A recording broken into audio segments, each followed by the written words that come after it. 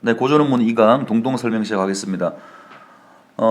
여러분 교과서에 아마 대부분 다 실려 있을 겁니다. 그리고 교과서에서 보지 못했다라고 하더라도 가지고 있는 문제집이나 혹은 뭐 모의고사 같은 걸 풀어나가는 과정에서 한 번 정도는 다 봤던 글이기 때문에 엄마도 알고 있을 만큼 굉장히 익숙한 글이에요. 그렇지만 어쨌든 올해 EBS에 또 실리게 되었으니까 간과할 수 있는 작품은 아니겠죠. 자, 우선 해제부터 먼저 살펴보고 설명을 시작하겠습니다.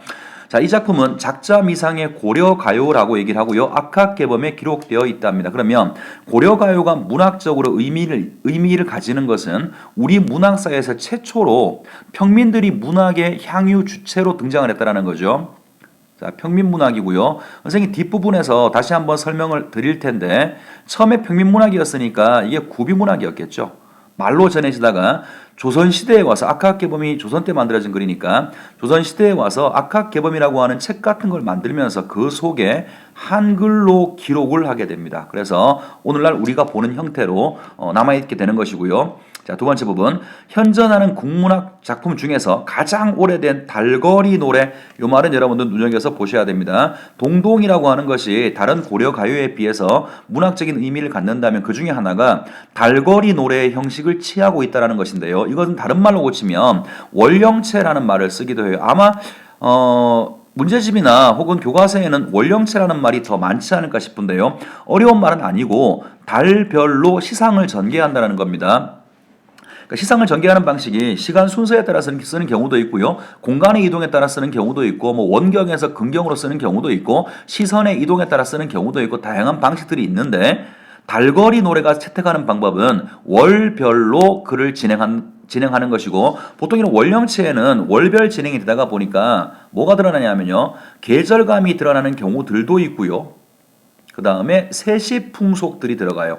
이 세시풍속에는 지금 우리가 하고 있는 것도 있고 그렇지 않은 것도 있습니다만 그 달에 어떤 세시풍속을 했었다 그런 것들을 이런 달거리 노래를 통해서 우리가 알 수 있기도 합니다. 자, 그리고 총 13년으로 구성되어 있다. 자, 그리고 1년은 임 혹은 임금에 대한 송축의 성격을 띠고 있고 나머지 연들은 달거리 형식에 따라 하자의 정서를 드러내고 있다. 자, 그냥 총 13개라고 하면 되지 굳이 1년을 나누어서 설명한 이유가 있을 겁니다. 달거리 노래니까 기본적으로 12연으로 되어 있는 게 맞겠죠. 1월부터 12월까지. 근데 이 글은 이 앞에 한 연이 더 들어가 있습니다. 이걸 보통 우리가 서사라고 하는데요. 글을 읽어보시면 글 전체 내용과는 좀 어울리지 않아요. 그래서 추측컨대 원래는 12연만 있었는데 조선시대에 와서 악학개범 같은 책에 기록하는 과정에서 이런 것들이 1년은 후대에 첨가된 것이 아닐까라고 이렇게 추측을 하기도 합니다. 자, 다음 부분 볼게요. 시상의 흐름이 일관되지 않으나 대체로 임에 대한 사랑과 그리움의 정서를 노래하는 작품이다.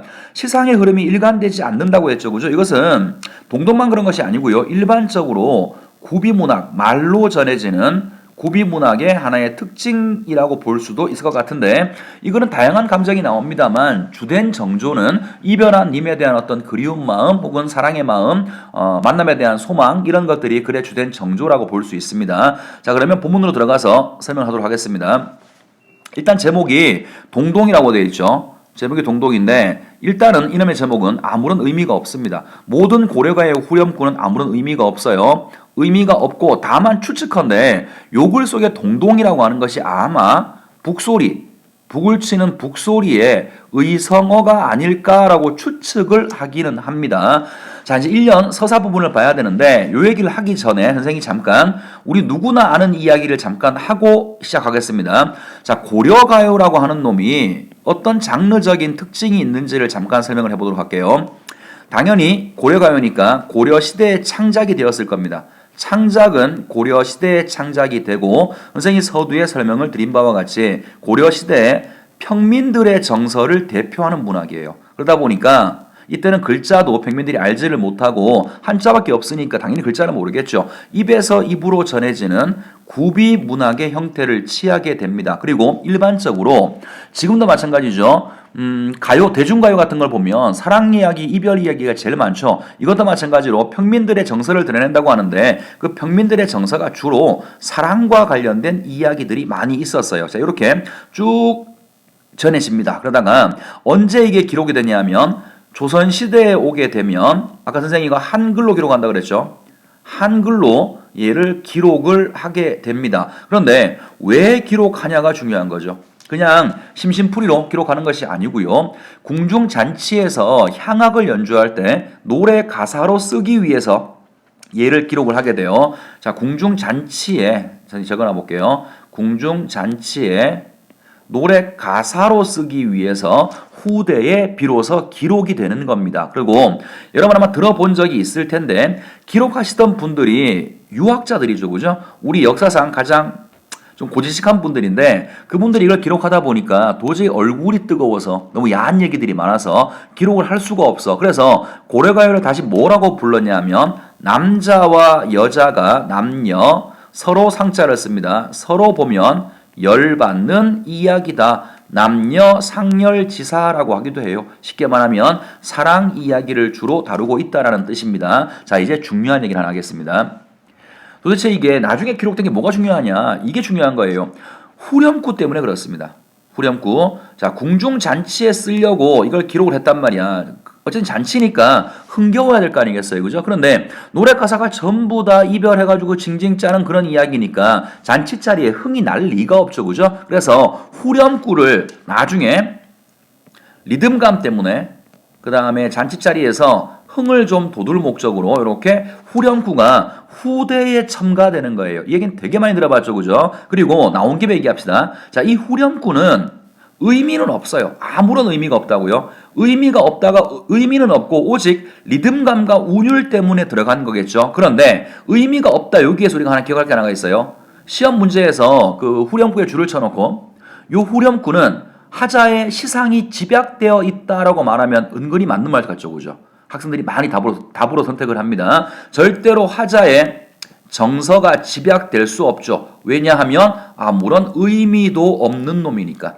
정서 같은 거 집약이 안 됩니다. 오직 그냥 리듬감 때문에 쓰는 거예요. 그리고 화자의 정서와 요 얘기도 많이 들어봤을 거예요. 화자의 정서와 전혀 어울리지 않아요. 당연히 하자는 지금 이별해서 슬픈 내용인데 뒤에 후렴구는 아우 동동다리 다른 말로 고치면 이런 거잖아. 나는 지금 님과 이별했어요. 이히 이런 거죠. 이게 어울리겠어요. 말도 안 되는 거지. 그래서 하자의 정서와 어울리지 않는다라는 말을 조응되지 않는다라고 말을 합니다. 그리고 고려가요들은 다 3음보의 운율을 취해요. 3음보의 운율을 가지고 그 다음 또 하나의 형식상의 특징이 연이 나눠져 있죠. 이 전시대에 우리가 봤던 향가 같은 것들 그런 것들은 그냥 4줄, 8줄, 10줄 통짜로 쓰는 거죠. 그런데 지금 보시는 동동화 같은 고려가요들은 연이 나누어져 있거든요. 그래서 이렇게 연이 나누어져 있는 형식을 분연체라고 합니다. 일단 이 정도 아시면 고려가요의 뭐 기본적인 사항들은 알고 있다고 봐도 무방할 것 같고요. 다시 그러면 1년으로 가서 하나하나씩 살펴보도록 하겠습니다. 자, 덕일랑 곰배에 받잡고 곰배가 술잔 중에 뭐 뒷잔 이런 뜻이래요. 덕이라고 하는 건 자, 덕이라고 하는 것은 뒷잔에 받치고 복이라고 하는 것은 님배 앞잔입니다. 앞잔에 받칩니다. 자, 일단 표현 방식 보세요. 덕, 복, 그 다음에 곰배, 님배 서로 대응되죠. 그죠? 대꾸법 쓰고 있어요. 뭐 이 부분뿐 아니라 고전에서는 사실은 가장 많이 쓰는 방식이 대꾸법인데 일단 눈에 보였으니까 하나 말씀을 드린 겁니다. 대꾸법을 하나 썼고요. 하나 더 있고요. 덕이어 복이어 하는 것을 호날 덕이라고 하는 것 복이라고 하는 것을 나라오소이다 받으러 오십시오 이런 뜻이에요. 그러니까 지금 이제 잔치를 시작하기 전에 송축하는 거죠. 송축이 지금 송도라고 되어 있는데요. 축복하는 거라고요. 송축 마치 건주가 같은 거죠. 잔치를 시작하기 전에 이 술을 받으십시오. 이 술을 먹으시면 복을 받을 것이고 이 술을 먹으면 덕을 받으실 것입니다. 이런 식으로 마치 건주가처럼 님에게 어떤 송축을 하는 내용을 담고 있는데 사실은 이거를 이렇게 보는 경우가 더 많습니다. 이 님은 이연부터 나오게 될 내가 사랑하는 그 님이 아니라 임금이라고 보는 경우가 더 많아요. 그래서 궁중잔치에서 잔치를 시작하기 전에 일단은 임금한테 먼저 축복을 시작하고 그 다음에 이야기를 전개하고 있다라고 말하는 경우도 있는데 왜 그러냐면 서사 부분이 그 다음 2연부터 13년까지 정월령부터 12월령까지의 내용과는 좀 안 어울리거든요. 글 전체 내용하고 뭔가 통일성이 별로 없어요. 그래서 이렇게 보는 관점이라면 A 부분은 원래 창작 당시에는 없었으나 후대에 첨가된 내용이기 때문에 전체 내용과는 좀 안 어울리는 경우가 있다. 이렇게 보는 경우들이 있습니다. 자, 일단 1년은 이렇게 님에 대한 송축이라고 보시면 되겠고요. 자, 이제 2연부터 가는데 보통 2연이라고 말하지 않고요. 이때부터 이제 월령체 달거리 형식이라 그랬죠.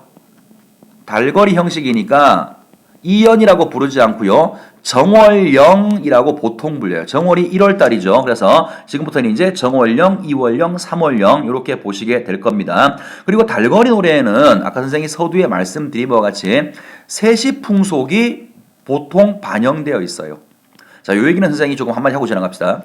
수능시험에서는 절대로 묻지 않습니다. 만약에 수능시험장에서 이렇게 물으면 시험지 찢어버리세요. 절대로 묻지 않아요. 뭘 안 묻냐 하면 2월령에 나오는 세시풍속이 뭐게? 3월령은 뭐게? 이렇게 안 물어본다고 절대로. 그런데 내신 시험에서는 묻는 학교들이 왕왕 있어요. 절대 안 중요한데 왜 그따위 문제를 쳐내는지 난 이해를 못 하겠는데 어쨌든 나오는 경우들이 있어요. 그러니까 혹시 고3들 중에서 학교에서 이 설명을 듣는데 선생님이 막 집중해서 막 1월 달에는 무슨 세시풍속이고 표를 막 그려줘. 그러면 그거는 내신을 위해서라면 안전하게 외우는 게 좋습니다만 수능에서는 이건 세시풍속이 반영돼 있다. 그러면 충분한 것이지. 몇 월 달에 어떤 세시풍속이 있는지는 전혀 중요한 문제가 아닙니다. 자, 일단 그러면 1월령부터 반항할게요. 정월에 내린 물, 자, 정월에 흘러내리는 물 이런 것이니까 시냇물 정도로 해석하시면 됩니다.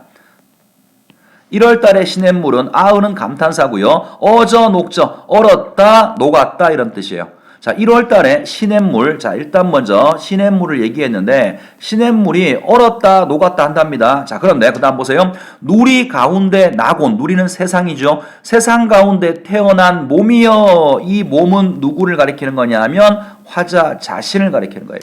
세상 가운데 태어난 몸이여 홀로 정서 나왔네. 홀로 살아가는구나. 그러면 당연히 이 부분에서는 고독 혹은 외로움을 드러내고 있는 거지요. 그죠? 그러면 표현 방식 하나를 잘 기억하셔야 돼요. 1년 정월령에서는 자, 시냇물하고요. 화자의 모습을 대비해 놓고 있는 겁니다. 왜 대비냐 하면 시냇물은 이제 1월이 됐어. 이제 거의 봄이 오려고 하니까 언 경우도 있지만 녹을 때는 이제 여기에 멈춰 있지 않고 님을 만나러 흘러간다라는 거예요. 시냇물은. 그런데 나는 여전히 이 자리에서 님을 기다리고만 있는 거죠. 그래서 시냇물의 처지하고 하자의 처지를 대비해 놓고 있는 겁니다. 뭐든 문학에서는 대비의 방식을 쓰면 강조하는 거죠. 자, 이 대비를 통해서 하자가 느끼는 외로움을 강조하고 있다라고 말할 수가 있겠죠. 일단 1월령은 다른 것보다 표현 방식, 대비의 방식이 쓰였다 하나 기억을 하셔야 되고요. 그 대비의 방식을 통해서 하자의 정서는 외로움을 강조하고 있다. 모든 시가 다 그렇습니다. 이 시만 그런 게 아니라 현대시건 고전시건 여러분이 독해를 하실 때 가장 중요하게 봐야 될 포인트는 이 부분에서 하자가 어떤 정서와 태도를 보이느냐 하는 거예요. 1월령에서는 외로운 마음을 드러내고 있는 겁니다. 자, 2월 갑시다. 2월 보름에 높이 켠 등불 같구나. 자, 등불에다가 동그라미 치시고요. 요거는 님을 비유하는 첫 번째 말입니다. 이 글 전체에서 님을 비유하는 말이 2번 나오게 될 거예요. 그 중에 하나가 등불이고 2월 달에는 뭐 연등제라고 하는 세시풍속이 있었다고 하는데 선생님이 얘기했다시피 굳이 외울 필요 없다 그랬어요. 그냥 이런 게 있다라고만 말씀을 드린 겁니다. 자, 2월 보름에 높이 켠 등불 같구나. 다호라는 말은 뭐뭐 같다 이런 뜻이에요. 등불과 같구나. 만인을 비출 즉시, 모습이라는 뜻입니다. 즉시는 모습이에요. 모든 사람들을 비출 모습이 있구나. 누가? 님이 그렇다고요. 자, 님이 높이 떠가지고 모든 사람들이 다 우러러 봐. 그 사람들을 다 비출 만한 사람이야. 님의 모습을 예찬, 님은 이 정도 되는 사람이야. 아니면 송축하는 거죠. 그런데 어떤 부분을 예찬하고 송축하냐 하면 님의 고매한 인품이라고 할까요? 고매한 인품. 자, 님의 어떤 내면, 정신적인 모습을 예찬하고 있는 거예요. 어두운 하늘에 높이 떠서 모든 사람들이 등불을 우러러보죠. 그러니까 우리님은 모든 사람들이 우러러볼 만큼 훌륭한 인품을 갖춘 사람입니다. 님을 예찬하고 있는 거죠. 자, 그 다음에 3월 갑니다. 3월이 피며 개한 펴다의 뜻이겠죠. 꽃이 폈다는 뜻이야. 3월이 되면서 핀 만추는 늦은 봄이고요. 늦은 봄에 달래꽃이여 진달래꽃. 이것도 동그라미 치시고 님을 비유하는 두 번째 말입니다. 다 나왔어요. 그러면 자, 맞아 읽고요. 남들이 부러워할 짓은이 모습이라고 그랬지, 그지? 남들이 부러워할 모습을 지니고 태어나셨구나. 역시 님의 모습을 예찬하고 있는 것인데요. 님의 어떤 모습이냐? 아까 2월령에서는 모든 사람이 우러러보는 훌륭한 인품이었죠. 이거는 님의 아름다운 외양에 대해서 예찬하고 있는 거다. 이렇게 보통 해석들을 하게 됩니다. 자, 그러면 정월령에서는 대비를 통해서 외로운 마음을 얘기했고요. 2월령과 상월령에서는 등불과 달래꽃, 진달래꽃의 님의 모습을 비유해서 님을 예찬하고 있는 겁니다. 자, 4월로 갑니다. 4월도 표현 방식 하나를 봐두셔야 되는데요. 4월을 안이 입고 오시는 깨꼬리새요. 자, 깨꼬리새 잘 봐두시기 바랍니다. 4월을 안이 입고 오시는 깨꼬리새요. 무슨 일인가? 녹사님이 하자가 그리워하는 대상이죠. 현재 부재하는 대상, 하자가 그리워하는 대상이 녹사님인데 녹사님은 옛날을 잊었는가? 깨꼬리처럼 나를 만나러 오지 않는 녹사님에 대해서 원망하고 있는 거죠. 하자의 정서 잘 봐두세요. 나를 만나러 오지 않는 님에 대해서 원망하는 건데 표현 방식도 하나 알아두셔야 돼요. 깨꼬리라고 하는 이런 새는 4월이 되니까 자기 님을 만나러 왔죠. 그죠? 만나러 왔는데 문제는 우리 님은 4월이 돼도 나를 만나러 오지 않죠. 그래서 요거는 깨꼬리하고 님의 모습을 대비했어요. 대비해서 님에 대한 어떤 원망의 마음을 강조하고 있다라고 볼 수가 있고요. 밑에 선생님 정리해놓은 걸 보면 애련이라고 그랬죠. 그죠? 한자로 정리해놓은 건데 뭐 슬픔 이런 뜻이에요. 님한테 버림받고 자신한테 아무런 관심을 갖지 않는 그런 님에 대해서 슬픈 마음을 표현하고 있는 겁니다. 한마디를 더 해보자면 아까 우리가 대비의 방식이 쓰여진 걸 하나 더 봤었죠. 정월령에서의 대비는 시냇물과 하자의 대비고요. 지금 보시는 사월령에서의 대비는 깨꼬리와 님 사이의 대비입니다. 자, 5월로 가죠. 5월 5일에 수린날 아침에 먹는 약은 수린날 정도는 지금도 하는 거니까 알아둡시다. 이거는 단어예요. 단어. 뭐 별로 중요하진 않지만 알아는 둡시다. 자, 5월 5일이 음력 5월 5일이 단오죠. 수린날 아침에 먹는 약은 자 이런 세시 풍속이 있었던 모양입니다. 단오날 다 같이 모여서 뭐 약초 같은 거 만들어 가지고 뭐 서로 축복하면서 마시던 그런 게 있었나 보죠. 어쨌든 수린날 아침에 먹는 약은 즈문해를 장존하실 약이라 바칩니다. 즈문이라고 하는 건 천년이죠. 즈문해 천년 동안 장수하실 약이라고 바친다고. 누구한테? 님한테 바친다라는 거죠. 님이 천년 동안 장수하라고 축수란 말을 썼는데 송축한 거죠. 같은 말입니다.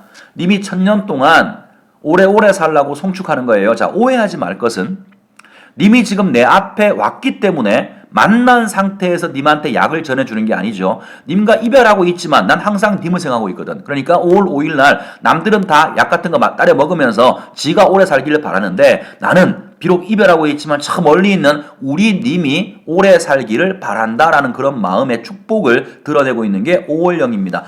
선생님 4월령에서 중요하게 보진 않지만 혹시 가끔씩 내신에서 묻는 경우가 있어서 잠깐 말씀을 드릴게요. 4월령에 하자가 지금 그리워하는 게 녹사님이죠. 녹사라고 하는 것은 뭐냐면 고려시대의 관직 명칭이에요. 그러니까 적어도 고려시대에는 여성들이 관직에 나가지는 못했죠. 그러니까 관직에 나가 있는 사람이 내가 그리워하는 대상이니까 이걸 통해서 뭘 할 수 있냐면 이 사람을 그리워하는 화자는 여성이겠구나. 요걸 우리가 짐작해 볼 수 있는 시어 하나가 됩니다. 그리고 5월령에서는 이미 오래오래 살라고 축복을 했고요. 자, 6월 갑니다. 6월 보름의 아읍, 벼랑에 버린 빛. 자, 벼랑에 버린 빛. 잘 기억해 주시기 바랍니다. 빛이에요, 빛. 머리 빗는 빛입니다. 요거는 화자를 비유하는 첫 번째 말이에요. 자, 아까 님을 비유하는 말 두 개 나왔었죠. 등불하고 진달래꽃. 이 글에서는 화자 자신을 비유하는 것은 세 가지가 나올 텐데 그 중에 하나가 빛입니다. 자, 왜 자신을 빛에 비유했냐 하면 6월 6일에 또 무슨 세시풍속이 있었겠죠. 사람들이 모여가지고 아가씨들이 머리를 빗었나 봐요. 긴 머리였으니까 뭐 빗에 좀 다리가 부러져 있겠지. 그러면 그냥 그거를 가져가지 않고 쓸모없는 빗을 벼랑 같은 데 갖다 버리던 그런 풍습이 있었다라고 해요. 그러니까 자신의 처지가 그 버려진 빛과 똑같다라는 거죠. 쓸모가 없다라는 거지. 쓸모없음. 그래서 이거는 쓸모없어 버려진 자신의 처지를 벼랑에, 별해가 벼랑입니다. 벼랑에 버려진 빛과 같다라고 비유한 거예요. 돌아보실 님을 조금 쫓아갑니다. 그래서 님한테 버려진 자신의 신세를 비유를 통해서 말하고 있으니까 신세를 한탄하는 거죠. 슬픈 마음을 드러내고 있고요. 그 다음 뭐 예상 상관없을 것 같고 신세를 한탄하는 것이니까 같은 말로 또 애련이라는 말을 쓰기도 해요. 전부 다 같은 말들일 겁니다. 자, 7월로 갈게요. 7월 보름에 아읍 백종배하여 두고 백종은 뭐냐 하면 제사 지내는 건데요. 100가지 가위를 모아놓고 조상들한테 제사를 지내는 거라고. 자, 그럼 잘 보세요. 7월 보름에 백종배하여 두고 님을 한된 여가저 소원을 빕니다. 여기서 님을 한된 여가저는 자, 기본형 여다, 고어에서 여다라고 하는 것은 살다의 뜻이거든요. 그러니까 님을 한된 여고자라는 말은 님과 한 곳에 살고자, 이게 하자가 지금 바라고 있는 마음속에 있는 궁극적인 소망이 되겠죠. 그래서 다른 사람들은 조상한테 제사를 지내면서 부자 되게 해주세요, 뭐 로또가 되게 해주세요 이런 말 하는데 이 여자의 유일한 소망은 뭐냐면 조상들한테 이 가위를 받고 내 제사를 받고 우리 님과 한 곳에 살게 해달라고 자신의 소망을 드러내고 있는 겁니다. 자, 7월령도 역시 님에 대한 어떤 사랑이 변치 않는 모습을 보여주고 있고요. 그 다음에 8월 갈게요. 8월 보름이 갑의 날이지만 이것도 지금까지도 계속 이어지는 거죠. 한가위, 추석을 얘기하는 거예요. 한가위 날. 자, 8월 보름은 한가위 날이지만 님을 모시고 사는 오늘이 한가위 날이다. 8월령은 살짝 의역이 필요한 것 같아요. 혹시 여러분들 그런 말 들어본 적이 있어요? 더도 말고 덜도 말고 한가위만 같아라. 언젠가 들어본 것 같죠, 그죠? 옛날 사람들이 세시풍속이 굉장히 많았을 텐데 다른 풍속들, 예를 들어서 그 추석하고 좀 그 견줄 만한 게 설날이죠. 우리 현대 여러분들 같은 경우에는 설날이 더 좋은 명절이지. 생기는 게 있으니까. 근데 옛날 사람들은 달랐단 말이야. 옛날 사람들은 설날은 명절이지만 먹을 게 없어. 겨울이잖아요, 그죠? 그런데 추석은 추수가 끝난 다음에 오는 명절이니까 이때는 굉장히 풍성한 날일 거 아니야. 그래서 1년의 모든 세시 풍속 가운데 가장 좋은 날, 그날을 한가위라고 불렀어. 그러니까 지금 8월령에서 하자가 말하는 이 가배라고 하는 것은 단순한 어떤 세시 풍속만을 말하는 것이 아니라 나에게 있어 가장 좋은 날, 이런 의미예요. 그러면 이렇게 해서 요걸 가지고 다시 한번 해석해 봅시다. 8월 보름이 한가위 날이지만 나는 님을 모시고 사는 그날이 바로 가장 좋은 날이다라고 말하고 있는 겁니다. 여전히 님에 대한 사랑을 드러내고 있는 부분이죠. 자, 9월 갑니다. 9월 9일에 약이라고 먹는 항화꽃. 자, 항화는 국화꽃이에요. 노란 국화꽃. 이것도 뭐 중앙절이라고 하나 그런 세시풍속이 있는데 그때 또 역시 꽃이 피니까 그 국화를 약으로 다려 먹는 그런 풍습이 있었던 모양입니다. 자, 항화, 그 꽃이 안에 드니, 집 안에 피니, 이런 말이에요. 그 꽃이 집 안에 피니 새서 초가집이 감안하여라 조용하다라의 뜻입니다. 자, 꽃은 폈어요. 9월이 와서 꽃은 폈고 약도 다렸어. 근데 이 초가집 안에는, 내가 사는 집 안에는 나눠 먹을 사람이 아무도 없어. 집이 너무 조용해. 나밖에 없네. 이런 말이니까 하자가 느끼는 외로운 마음을 드러내고 있는 겁니다. 외로움 혹은 고독이라고 하고요. 한자로는 적요라고 하기도 해요. 자, 그 다음에 10월로 갑니다. 10월에 점이연 바라 묶어 두시고요. 요거는 화자를 비유하는 두 번째 말입니다. 자, 바라시라고 하는 게 뭐 조용히 중요한 건 아니지만 보리수 나무랍니다. 점이엇이라는 말은 잘게 썰었다는 뜻이고요. 그럼 해석을 하면 10월에 잘게 썬 보리수 나무 같구나. 자, 왜 자신을 여기에 비유했냐면 잘게 썬 보리수 나무를 어디다가 쓰는 거냐면 밭에다가 거름으로 뿌리는 거래요. 이게 쓸모가 있는 거면 뭐 땔감을 썼거나 뭔가 썼을 테지, 그제? 그런데 쓸모 없기 때문에 그냥 잘게 썰어서 거름으로 쓰는 놈이 보리수 나무니까 화자를 자기 스스로를 보리수 나무에 비유한 것은 역시 아까 봤던 빛과 똑같이 쓸모없는 상황이기 때문에 이렇게 불렀을 겁니다. 자, 그러면서 뭐라고 하느냐면 꺾어버리신 후에 지니실 한 분이 없어 나를 계속 사랑해주는 님이 내 곁에 없구나 라고 말하니까 자신의 신세를 한탄하고 있는 거고요. 슬픈 마음, 애상감을 드러내고 있는 것이고 한자로는 애련이라고 이야기를 합니다. 어쨌든 하자 자신을 비유하는 말은 반드시 기억하셔야 됩니다. 11월 갈게요. 11월 봉당자리 잠자리에 한삼 펴고 누워서 한삼은 그냥 얇은 이불로 사용하시면 돼요. 11월 달은 추운 겨울임에도 불구하고 얇은 이불을 덮고 있죠. 이거는 뭘 보여주기 위한 거냐면 추운 잠자리를 보여주는 거예요. 고전에서는 이런 표현을 많이 쓰는데 내가 지금 잠자는데 잠자리가 추워. 이 말은 좀 글쎄요. 미성년자들한테 자세히 설명할 수는 없고요. 그냥 대충 알아들으세요. 내 옆에 님과 함께 동침한다면 님의 체온 때문에 따뜻하겠지. 근데 내가 지금 혼자 자니까 추운 거거든. 그래서 잠자리가 춥다 이렇게 나오는 건 전부 다 뭘 보여주는 거냐면 고독한 감정을 드러낼 때 일반적으로 쓰는 방식들이에요. 이것도 마찬가지고요. 11월 잠자리에 얇은 이불을 덮고 누워서 슬프구나. 슬프게 살아왔구나. 슬프구나. 그냥 이거는 뭐 슬프게 살아온 자 이거를 올해 EBS가 얘기한 것처럼 뭐 슬픔이 살아나다 이렇게 해석하지 말고요. 그냥 슬프다라고 보세요. 이게 자연스러운 해석입니다. 슬프구나. 고운님과 스시용 이별하고 살아가는구나. 자신의 처지. 님과 이별하고 혼자 살아가는 고독한 처지에 대해서 한탄하는 모습이 드러나 있습니다. 자, 이제 마지막 12월령입니다. 12월 분디나무로 깎은, 자, 분디나무 별거 아니고 나무의 종류랍니다. 젓가락을 만드는 나무의 종류겠죠. 12월에 분디나무로 깎은 상위에, 반위에, 자, 상위에 저 동그라미 치시고 꼭 기억하셔야 돼요. 화자의 모습을 비유하는 세 번째 단어가 됩니다. 상위에 놓아진 젓가락 같구나. 그런데 이건 또 하나 기억하셔야 될 게 우리가 지금 화자를 비유하는 말을 두 개 봤어요. 그죠? 하나가 벼랑에 버려진 빗을 봤고요. 또 하나가 잘게 썬 보리수 나무를 봤죠. 둘 다 공통점이 뭐였더라? 쓸모없어 버려진 거죠. 얘는 결이 달라요. 얘는 쓸모없어 버려진 것이 아니라 이렇게 적어볼까요? 님과의 단절을 얘기하는 거예요. 왜 그런지는 밑에 설명을 들어보시면 금방 이해할 겁니다.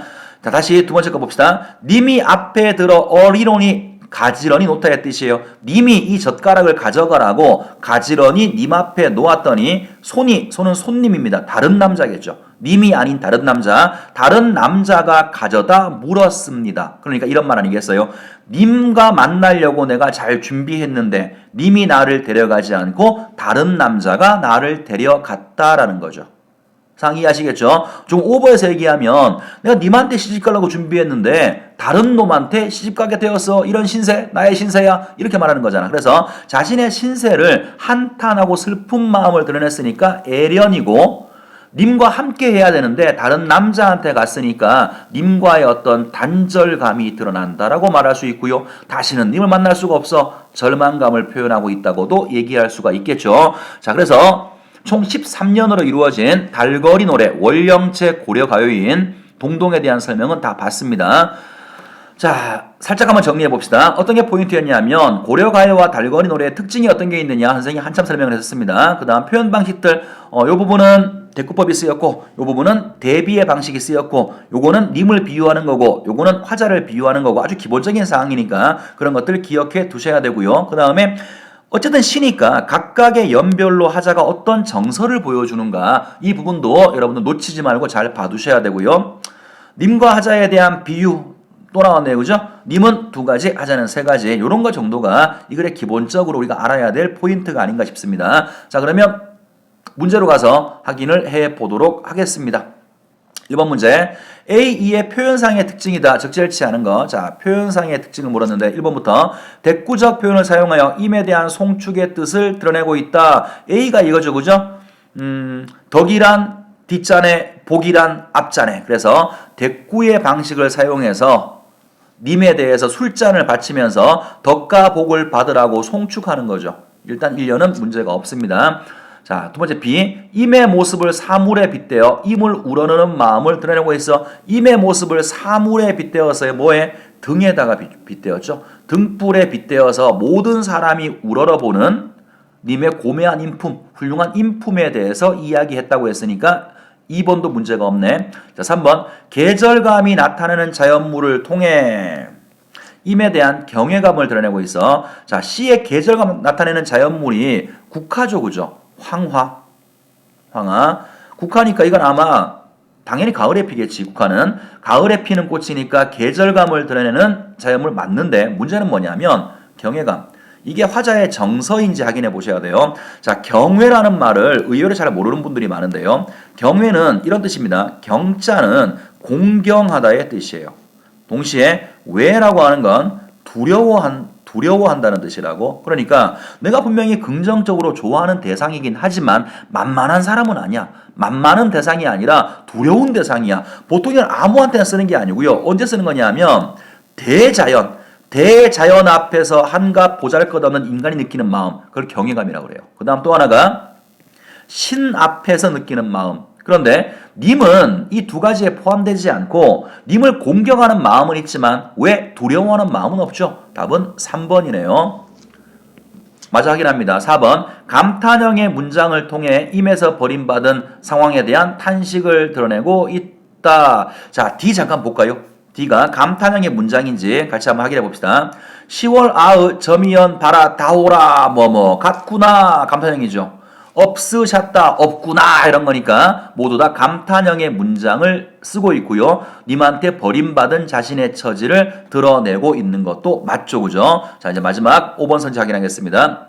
애상적 어조로 임의 부재로 인한 비애감. 자, 슬픈 말이라는 말이죠. 애상이라는 말이 슬픔과 똑같은 말은 아니지만 같다고 두셔도 큰 문제 없을 겁니다. 슬픈 어조로 임의 부재, 이별의 상황이죠. 님이 내 곁에 있지 않아 그 상황으로 인한 슬픈 마음을 드러내고 있다. 답은 3번인데 가만히 보시면 선지를 어떻게 구성했는지를 한번 보세요. 문제 발문에서는 표현상의 특징이라고 묻고 있지만 실제 가만히 보면 표현상의 특징이 중요한 게 아니라 각각의 연에서 송축이냐 아니면은 우러는 마음이냐 경외감이냐 아니면 탄식이냐 아니면 비애감이냐 화자의 정서를 파악하는 문제예요. 그러니까 이렇게 잘 봐두셔야 나중에 혹시라도 이 문제가 변형이 되었을 때 출제하는 사람들이 어떤 부분에 포인트를 두고 출제하겠구나 예상을 할 수 있어야 공부할 때도 여러분들은 어떤 부분에 힘을 줄지를 판단할 수 있겠죠. 일단 정서에 관한 문제들은 항상 눈여겨서 보시고 복습할 때도 다시 한번 정리를 해 두셔야 됩니다. 자, 2번 갑니다. 기역, 미음에 대한 이해다. 적절치 않은 것을 골라봐라. 1번. 기역은 하자가 머무는 곳에 때를 맞추어 오는 것으로 자신을 찾아오지 않은 임과의 대조되는 존재이다. 기역이 뭐죠? 꾀꼬리죠. 꾀꼬리는 내가 있는 곳에 왔어. 그런데 우리 님 이놈의 새끼는 아직도 안 오네. 그래서 님에 대한 원망을 드러낸다라고 설명을 했었죠. 1번은 문제가 없습니다. 자, 2번은 니은은 하자가 임의 장수를 기원하며 준비한 것으로는 약이죠. 약. 그죠? 자신의 지극한 정성을 보여주는 소재이다. 그렇죠. 딴 사람들은 그 약 지가 장수하려고 먹는데 이 사람은 그 약 만들어가지고 님한테 바치면서 마음으로라도 바치면서 1000년 동안 우리 님이 장수하면 좋겠어. 웃기잖아요. 그죠? 나를 버리고 한 번도 찾아오지 않은 님인데 그 님한테 계속 지극한 정성으로 사랑으로 약을 바치고 있고 장수를 기원하는 것이니까 지극한 정성의 마음을 드러내고 있다. 문제 없죠. 자, 3번 갑니다. 디귿은 하자가 자신을 임에게 버림받은 쓸모없는 존재로 인식하고 있음을 보여주는 것으로 자신의 처지에 대한 한탄이 함축되어 있어. 그래서 아까 빛하고 버려진 잘게선 보리수 이건 둘 다 쓸모없어 버려진 자신의 처지를 이야기한다고 했으니까 3번도 문제가 없죠. 리을은 화자가 임과의 재해를 확신하며 말하는 것으로 임에 대한 자신의 변치 않는 사랑을 강조하는 소재이다. 자, 화자가 임과의 재회를 확신한다고요? 자신의 변치 않는 사랑을 강조한다고요? 자, 이런 내용이 있는지 확인해 봐야죠. 한번 볼까요? 리을이 뭐였는지 한번 확인해 보겠습니다. 리을이 어디 나오나요? 리을이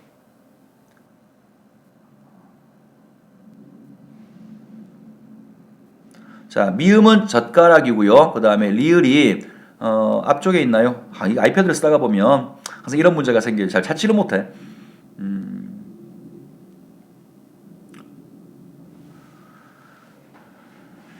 리을이 백종이네요. 그죠? 이제 찾았네. 7월달 답답했죠, 여러분들?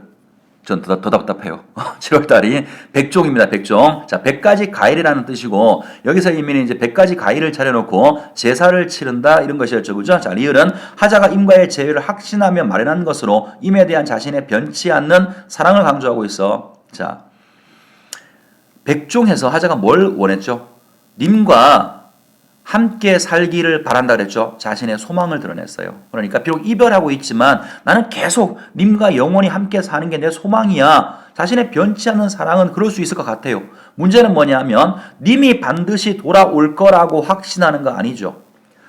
백종을 하고 제사를 지냈더니 조상들이 야 너네 님은 반드시 돌아올 거야. 그렇게 말한 거 없잖아요. 그죠? 그러니까 하자의 소망을 드러내고 있는 것이지 임과의 재회를 확신하는 소재는 아닙니다. 답은 4번으로 보시는 게 맞겠고요. 자, 마지막 5번 볼게요. 미음은 하자가 자신의 마음을 임에게 전달하기 위해 선택한 것으로 자신의 분신과도 같은 존재이다. 뭔데요? 젓가락이죠. 젓가락.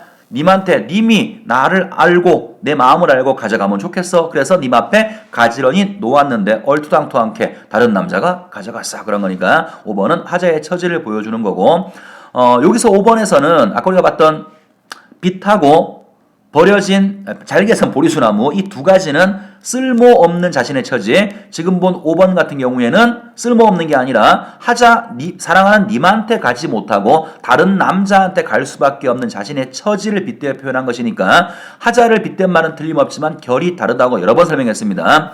자, 마지막 3번 문제 해보겠습니다. 자, 3번. 보기를 참고해서 윗글을 감상했다. 적절하지 않은 걸 골라봐라. 동동에서 지배적 정서는 또 정서 얘기예요. 정서는 임과 함께하지 못하는 데 대한 한탄이다. 임과 함께하지 못한다라고 하는 건 임의 부재의 상황이란 말이죠. 이별하는 상황에서 느껴지는 한탄이다. 이를 효과적으로 드러내기 위해서 월별로 월령체 형식으로 세시 풍속을 시적 소재로 동원하고 자 이제 이게 첫 번째 방식이랍니다. 자신의 한탄 정서를 드러내기 위해서 세시 풍속을 소재로 동원하고 특정 계절의 분위기나 인상을 시적 배경으로 배치하는 전략을 취하고 있답니다. 특정 계절의 인상 이런 방식을 통해서 이 두 가지 방식을 통해서 하자의 한탄하는 정서를 드러내고 있다. 그렇지만 같은 계절이라고 할지라도 화자의 자기 인식과 임에 대한 태도는 서로 다르게 나타나기도 한다. 다시 말하면 하자의 정서가요. 일관성이 없어요. 원망했다가 사랑했다가 뭐 별거 다 하죠. 그죠? 일관성이 없고 통일적이지 않습니다. 이거는 왜 그러냐 하면 일반적으로 구비문학의 특징이죠. 한 사람이 다 만든 것이 아니라 시대가 변해가면서 이 사람이 만들고 저 사람이 만들고 내용을 빼고 집어넣고 하다가 보니까 뭔가 기록문학처럼 하나의 정리된 느낌이 나지 않아요. 자, 그러면 찾아보도록 하겠습니다. 1번부터 같이 보시죠. 정월 노래, 자 1월달 노래. 추위는 다소 풀리기는 하는 계절을 배경으로 얼었다 녹았다 한다. 그러니까 초봄이겠죠. 또 이쯤에서 또 어떤 학생들은 의아심을 가질 거예요. 1월달 겨울 아니야? 아니지. 이거는 음력으로 따지는 거죠. 옛날 노래니까. 그러니까 음력 1월이면 거의 2월 중순이죠. 그래서 초봄이 맞습니다. 풀리기도 하는 계절을 배경으로 여전히 혼자 살아가는 화자 자신의 처지에 대한 인식이 드러나 있다. 혼자 살아가. 기억나시죠? 시냇물하고 화자의 모습을 대비해서 님한테 갈 수 없는 고독감을 강조하고 있다. 1번은 우리가 다 알고 있는 거죠. 자, 2번 3월 4월 봄이네요. 꽃이 피고 새가 돌아오는 계절을 배경으로 봄을 배경으로 임에 대한 예찬과 3월 달에 님이 진달래꽃처럼 아름다운 모습이다. 원망이 나란히 드러나 있어 깨꼬리 새는 오는데 님은 오지 않아 서로 상반된 감정이죠. 자, 뭔가 연결되는 감정이 아니라 이질적인 감정이 같은 계절에 두 개가 나왔네요. 3번 6월 노래 7월까지 더위가 지속되는 계절을 배경으로 여름이니까 이미 하자를 뜨겁게 사랑했던 과거의 기억과 냉정하게 대하는 현재의 상황이 대비되어 있다. 무슨 소리야? 한번 눈을 크게 뜨고 보세요. 이걸 어디에 도대체 이미 하자를 뜨겁게 사랑했던 그 과거의 이야기가 어디 나오나요? 글 전체의 내용과 글의 내용과 전혀 어울리지 않습니다. 답은 일단 3번이고 나머지 검토할게요. 8월 자 풍성하고 넉넉한 인상을 주는 계절을 배경으로 이제 추수 때니까 가을이 시작됐으니까 추수가 시작됐겠죠. 이때를 배경으로 임과 함께 하지 못하는 하자의 삶이 계절적 배경과 대비되고 있어. 자 4번은 선생님이 살짝 좀 설명을 조금 부연해봐야 될 것 같아요. 가을이라고 하는 계절이 가지고 있는 느낌은 두 가지죠. 하나는 보통 시를 보면 낙엽이 지고 모든 초목들이 이제 겨울을 준비하는 뭔가 좀 부정적인 이미지를 가지고 있는 그런 가을일 수도 있고요. 또 하나는 추수가 끝나고 먹을 게 되지게 많아 풍성한 느낌, 긍정적 느낌의 가을일 수 있어요. 만약에 이 시에 쓰여진 가을이 부정적 느낌이라면 화자의 정서와 대비되는 게 아니라 조응되는 거겠죠. 근데 불행하게도 이글 속에 사용된 가을이라는 개념, 가을이라고 하는 한가위, 가을이라고 하는 그때의 어떤 느낌들은 풍성하고 어떤 흥겨운 계절이니까 가을의 느낌 두 개 중에서 긍정적 느낌을 쓴 거죠. 그러니까 화자는 님과 이별해서 지금 죽겠어 슬픈 마음인데 하자가 있는 배경이 되는 가을은 풍성한 긍정적인 상황이니까 4번에서 대비된다라는 말을 쓴 거예요. 요거는 요 시에서는 대비입니다만 나중에 다른 시를 볼 때는 가을이 나오게 되면 요게 뭔가 부정적인 상황을 얘기하는 건지 그래서 하자의 정서와 연결되는 건지 아니면 오히려 풍성하고 긍정적이고 흥겨운 모습을 얘기해서 하자의 정서와 대비되는 건지 나누어서 검토를 하셔야 될 것 같습니다. 자, 5번 11월, 12월 겨울 추위가 지속되는 계절을 배경으로 임과의 관계가 단절된 상황을 맞는 하자의 절망감이 드러나고 있어. 자, 잠자리도 혼자 자고 있고요. 젓가락도 님이 아니라 손님이 가져갔으니까 님과 함께 할 수 없는 절망감을 드러내고 있다. 답은 3번이 정답입니다. 이렇게 해서 좀 길게 설명을 했습니다만 익숙한 글이기도 하고 여러 번 봤을 거예요. 아마도 그렇다라고 하더라도 어쨌든 올해 EBS가 나올지도 모르겠다고 제시하고 있는 글이니까 한 번쯤은 거들떠 보시고 복습하실 때에는 하자의 정서가 어떻게 요 연에서 어떻게 드러나 있는지를 중심으로 해서 복습을 하시면 충분히 여러분들 쉽게 이해할 수 있는 그런 글일 거라고 생각을 합니다. 자, 수고 많았습니다.